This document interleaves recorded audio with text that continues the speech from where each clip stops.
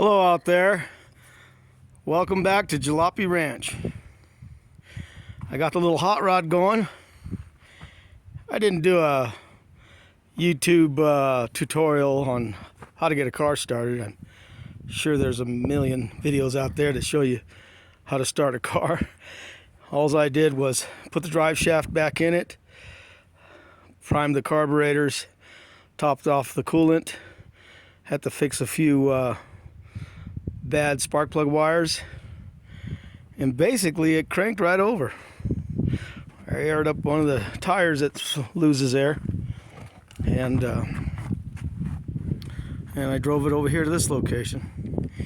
Anyway, I'll give you a little story on this car. I built this car when I was very young. I was like my early 20s. I started on it. I didn't know what I was doing.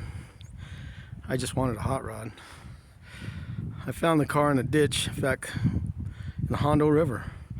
Over here right next to me where I'm at now, I found this body in the ditch. I drilled every panel apart, pulled it apart, hammered it all straight, and welded it back together. And I bought the frame off a guy that would race these roundy rounds, circle track. There was a 26 Dodge coupe body on that frame. And it was cool, but I didn't like the Dodge coupe body on a 32 frame. Yeah, that's a 32 frame under there, believe it or not. But the way this thing was built, that Dodge body was channeled and welded to the frame.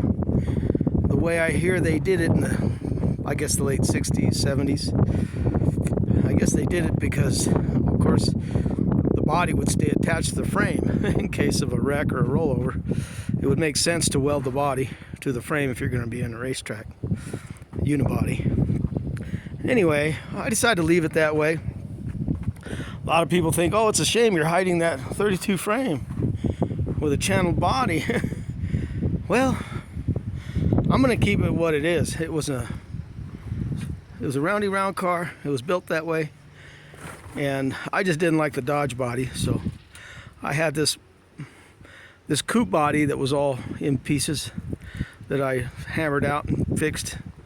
That was in the ditch there, and I just went ahead and made a coupster out of it and put it on there. I had several motors. I had a 455 big block in this thing. It was a beast. I had a 305, which was a no-go. And then I had a 350, and it went out. Had this car for many years. Been driving it. It's been on and off a daily driver since I built it. This current motor is a 1962 283 Corvette, high torque, power pack heads. Pretty cool. It goes. I got a Fenton tri-power intake with 2G Rochesters in triplicate. Homemade linkage, as you can see, with hardware store parts. And I went ahead and put the Houdal shocks on there. I got the 32 V8 emblem. This 32 grill shell was given to me by a guy. He had it on his Model T Speedster. He had it widened, and he made his shopping cart grill out of it for it. But hey, it was free. I took it. And what I'm going to do is I'm going to get a chopped grill insert and restore the shell back to its original form. And I'm going to keep it chopped, of course, because it fits the body. But I will be repairing that. So that'll be one of the videos you will see me do. I don't see a point in showing you videos on getting cars running and stuff. A lot of people are doing that. You know, it's pretty basic. I'll show you the stuff that's unusual. Stuff like, you know, custom fabrication, and everyone's got different ways of doing that. Custom fabrication. So that's pretty cool thing to learn. I do use lead, auto body lead solder. A lot of people don't use that anymore. I do a lot of gas welding, because back when I was starting out in the business, that's all we had was gas welders and stick welders. So I'm a pretty good guy with a torch. I know how to use a cutting torch really well, and that's why I put on my description, jalopy hot rods built the old school way, because that's all they had back then, and that's all I like to use.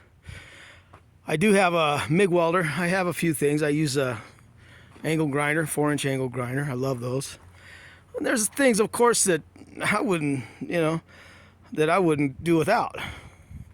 These corners also I'm going to have to do. I'm going to do a video on those. I'm going to buy new corners. Those I'll do.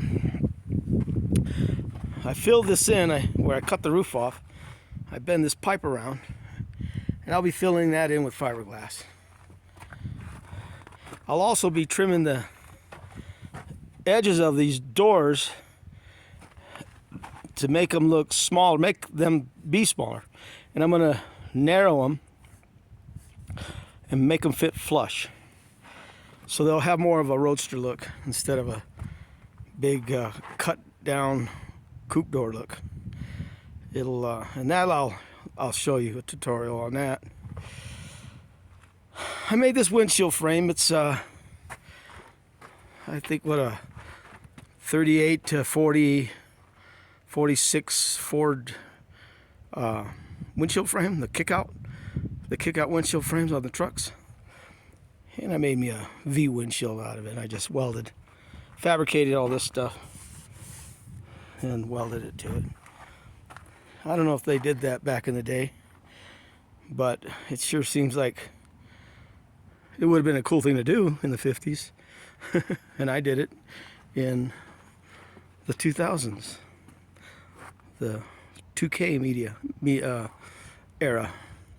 Anyway, I don't know what this steering wheel came off of, but I thought it looked cool.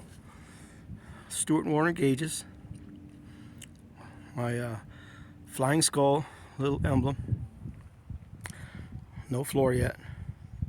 I want to shout out to my buddy at This Old Hot Rod. He's great. He's doing that 34, and his car was built exactly the way this was.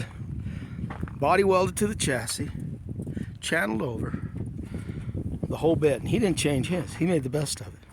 He built his floor, his everything, and I'm going to do pretty much exactly what he did.